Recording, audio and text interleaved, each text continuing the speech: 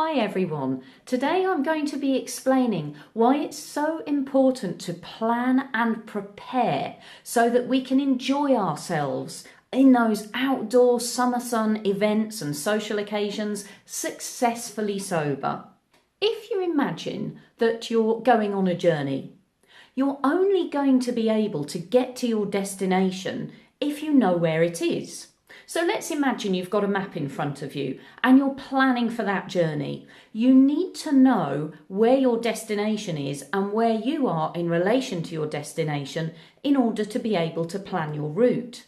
And when you're preparing for this journey and you're looking at the map, you're able to plan your route in the best way possible for you. So you can decide to map out the shortest route, or you can decide to map out the most scenic route. Or you can decide to stop off and visit other places along the way.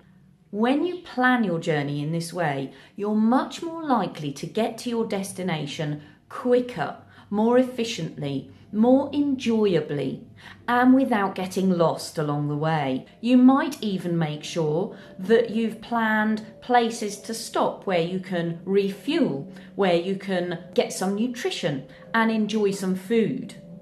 You want to make sure when you're planning a journey that you'll have all the resources you need to help you get there successfully. And here's the thing, there are some people who when they set off on a journey don't prepare adequately for it. And these people might encounter, and I know because I've done this myself, these people might encounter roadblocks, they might encounter traffic jams because they haven't checked first to see where the hold-ups are. So you can imagine when you set off on a journey like that and you haven't prepared well for it, that you're going to end up feeling very frustrated, your stress levels might rise, and you might not enjoy the journey as much as if you'd prepared in advance and you'd sussed out where the roadblocks were going to be, where the jams were going to be.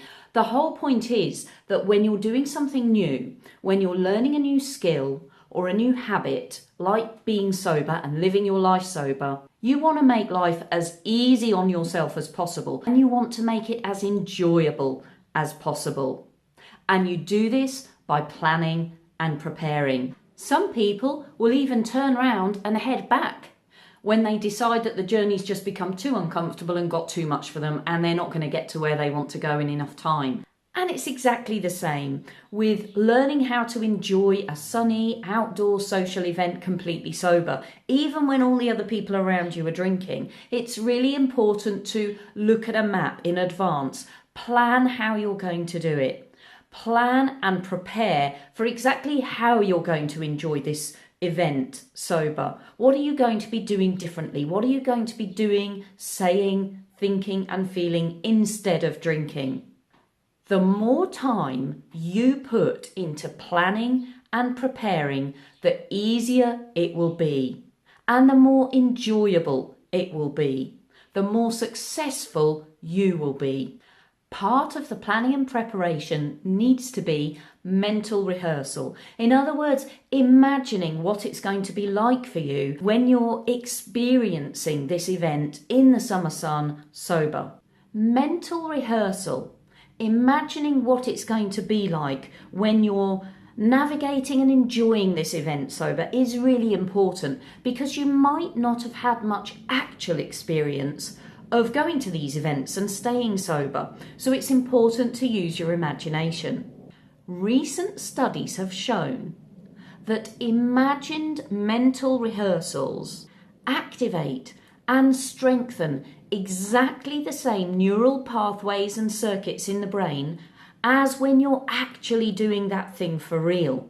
So when people imagine that a really bright light is shining into their faces, their pupils actually constrict the same way they would if a real light was shining into their faces. In other words, when you imagine yourself enjoying that outdoor social event sober, your brain actually interprets that as real and it gives you lots of practice. You start believing that you can do this. And the more you mentally rehearse these outdoor summer events sober, the easier and easier it becomes to do them in reality. If you have any questions, thoughts, or comments on your own experiences of being sober in the summer sun, either successfully or unsuccessfully, do post them below. In next week's video, I'm going to be answering some of your questions. I'll look forward to catching up with you then. And in the meantime, let's go get sober together.